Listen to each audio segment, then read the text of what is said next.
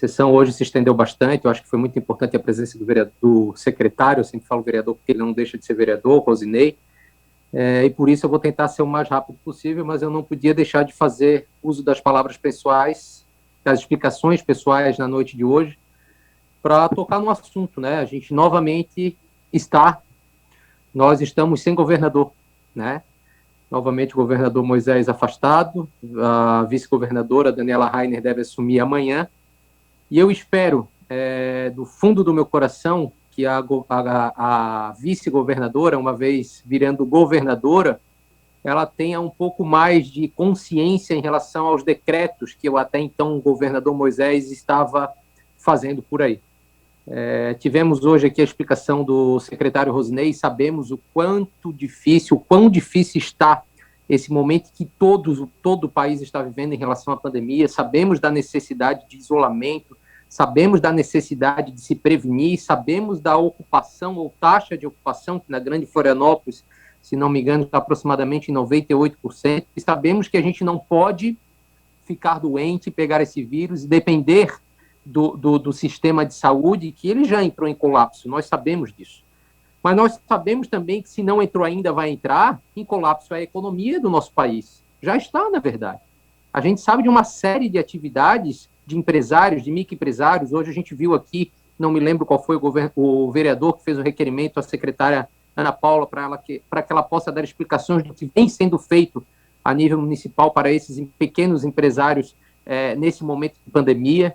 Então a gente não pode permitir ou aceitar, ou pelo menos ficar quieto, que alguns irresponsáveis, que pessoas sem preparo, e esse governador é um sem preparo, ele mostrou isso desde o primeiro dia que ele tomou posse, fique escrevendo decretos que servem única e exclusivamente para dificultar ainda mais alguns ramos de atividade, alguns empresários, porque esses decretos em si, boa parte daquilo que é escrito, não atrapalha, não melhora em nada a questão dos números do Covid, e a gente sabe disso porque já vem há um mês com esses decretos e a gente não vê aumento da taxa a diminuição da taxa de ocupação dos leitos de hospital ou diminuição do número de mortes.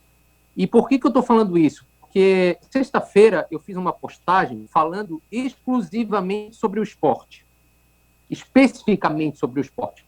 E por algumas pessoas eu fui mal interpretado, e eu gostaria de frisar aqui agora que naquele momento, eu estava me referindo ao esporte. E por que eu estava falando isso? Porque nesse último decreto do governador, onde ele fez e depois de alguns dias ele foi lá e proibiu o esporte coletivo e especificou alguns deles, parece que o esporte é o grande vilão. Não o grande vilão, mas um dos vilões que faz com que esses números horríveis que a gente tem dessa pandemia cresça ainda mais, e não é, gente. O esporte é essencial para uma série de coisas, e principalmente para a prevenção também. E por que eu estou falando isso? Naquele momento eu quis me solidarizar com a prática de um esporte que todo mundo sabe que é o que eu pratico também, que é o beach tênis, onde numa quadra de aproximadamente 140 metros quadrados, onde a gente tem 4 pessoas praticando contato um com o outro, a gente não pode praticar. E quando eu falo que a gente não pode praticar, eu não me refiro somente ao praticante, à pessoa que vai lá, que frequentava ali aquelas quadras públicas, mas principalmente a um ramo de atividade, a um ramo de negócio, a um grupo de empresários, que o beach tênis é o esporte que mais cresce no país nos últimos 4 anos, que estão impossibilitados de abrirem suas arenas por conta da aglomeração.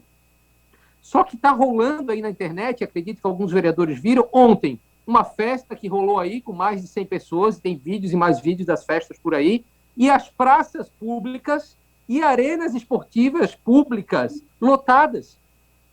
O que esse governador maluco não entende é que o controle de aglomeração, controle em relação ao número de pessoas, a gente consegue fazer no privado, não no público, governador. Ou agora a vice-governadora, que eu espero que ela possa rever esse decreto. Um espaço privado, onde se tem lá 4, 8 quadras, é feito controle de temperatura, a pessoa tem que jogar e ir embora, não pode usar o banheiro para tomar banho no final do jogo para não ter aglomeração, o bar está fechado. Mas é o ganha-pão dessas pessoas. Mas daí lá, o espaço aberto está lá, um monte de gente jogando, praticando. Então, a gente só quer coerência no decreto. E quando eu falo em coerência no decreto, eu vou agora também me solidarizar com as outras classes. E daí, quando eu fui falar sobre essa postagem, muita gente veio, pô, como é que tu defende os teus amigos e tu não defende a gente que depende da música, a gente que depende do restaurante que a gente não pode abrir, que a gente tem que fechar em determinado horário? É a mesma coisa. São esses espaços que a gente consegue controlar a aglomeração. Porque a partir do momento que tem fiscalização, e a fiscalização, em alguns casos, na Palhoça, né, acaba funcionando, porque a gente vai poder determinar a quantidade de pessoas que pode entrar, a separação dos espaços, né?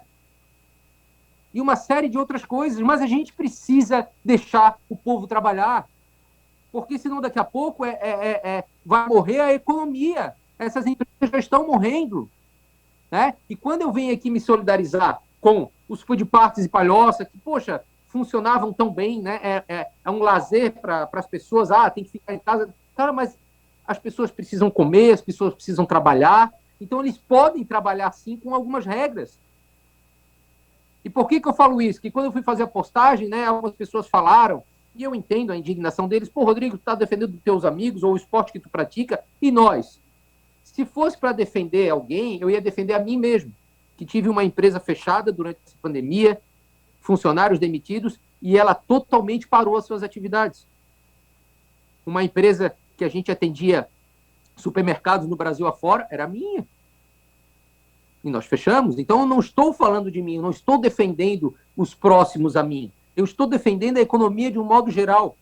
Recentemente, nós tivemos uma manifestação na prefeitura, onde algumas pessoas falaram, poxa, a gente não teve apoio dos vereadores, eu não fui procurado, queria ter sido procurado, queria ter participado, se não me engano, o vereador Stefano esteve lá, manifestou, porque eu sou, sim, solidário à classe trabalhadora de Palhoça, que precisa trabalhar e não pode ter o seu negócio encerrado, pelo menos aqueles que ainda estão lá, né, na UTI também com as suas empresas.